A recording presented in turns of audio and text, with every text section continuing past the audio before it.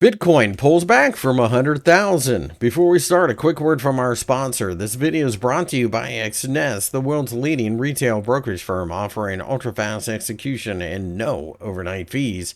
Look for a link in the description below.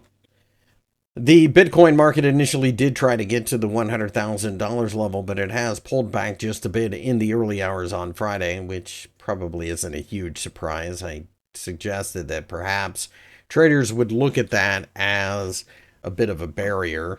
And there was quite a bit of selling pressure on several exchanges right around that level as well. So I think a pullback makes sense.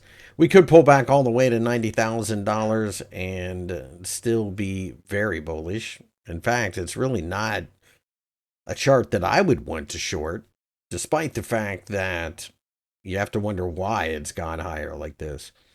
There's all kinds of theorems out there, but the reality is it's all about liquidity more than anything else. So as long as that's going to be the case, and Wall Street has its ETF, I do think there's a bit of a floor in this market. If we can break above the $100,000 level, it obviously would be very bullish and could open up a next leg higher.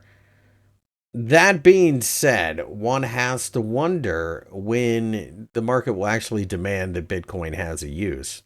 I have this conversation all the time, and there are some use cases in smaller economies as far as cross-border payments.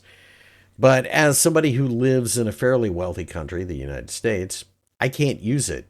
There's really no way to use it on a day-to-day basis.